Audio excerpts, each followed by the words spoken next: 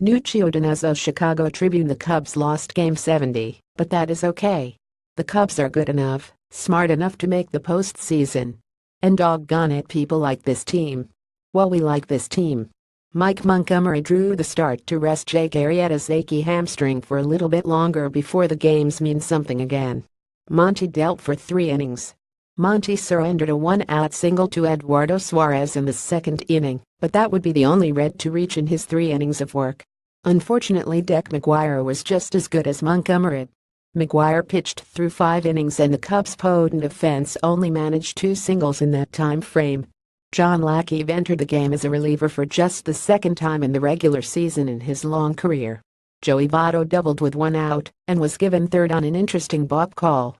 It didn't matter much as Votto scored easily on an Adam Duvall double. Lackey retired the next 2 batters to keep the score at 10. Rob Zastryzny pitched the 5th and 6th inning. He gave up single tallies in each frame to allow the Reds to extend that lead to 30. The Reds hit Caucasian C right off the bat. Phillip Ervin singled and Tucker Barnhart hit another double. Ervin scored on a McGuire ground out. Zastryzny retired the next 2 batters to end the inning. Zastryzny retired Votto to start the 6th inning, but Duvall hit another double. A pair of singles from Suarez, and the grown man who willing calls himself Scooter Gennett gave the Reds a field goal lead. Felix Pina and Dylan Maples pitched the final 3 innings without allowing another Reds runner to touch home. Luke Farrell, Wandy Peralta, and Kevin Shackelford pitched perfect innings to keep the shutout. That would be broken against the Reds' closer Raisel Iglesias. Albert Almora hit a 1-out solo shot, but the season ended without any tease rally. The Reds got an extra win. The Cubs only managed to win 92 this year. Nothing matters till Friday. WPA chart source Fangraphs teeth. The surprise of the game was John Lackey pitching in relief. Lackey was very vocal about the fact that he would not move to the bullpen during the regular season. That was the caveat that Lackey always mentioned.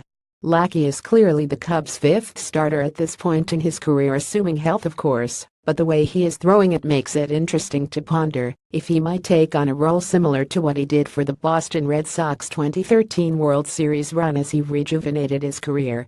It certainly seems that the appearance today was about trying Lackey in this role. The first inning woes for him has been well documented, and the performance today doesn't seem to bode well. But I think you are likely to see Lackey on the 25-man roster that is released this week nonetheless. Riding into the sunset, some familiar faces to Cubs fans are hanging it up after today. Athletes are not perfect people, and we often get into trouble by expecting more than performance within the white lines from them. However, this pair of players truly seem to be good people, and it is sad to see them fade from the game. But baseball is relentless, and time is the only undefeated side. It takes a pretty solid career to be recognized for retiring at a road game. Congrats again to Bronson Arroyo, and kudos to the @Cubs. pic.twitter.cnmwypiyWh5tc Cincinnati Reds @Reds October 1, 2017. This was unexpected. John Jaso said Hess probably retiring from baseball. Said he wants to live simply on his sailboat, do some traveling.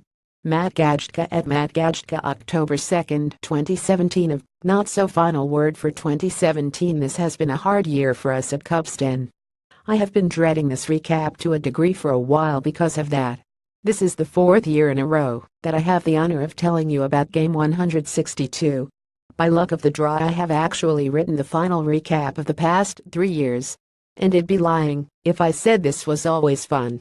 Only one of those recaps was truly fun to write, in all honesty, but I am feeling a bit reflective on this tonight. The only reason I have this privilege is due to the first loss suffered at Cubsden. John picked me and Sean Actley of the many people who applied to fill those huge shoes Adam Fells left, and it is tough to write this now since we've lost our eternally fearless leader.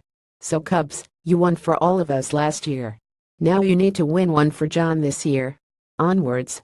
Random reference. It is hardly the end of the season, but it is worth celebrating the greatest stretch in this team's history.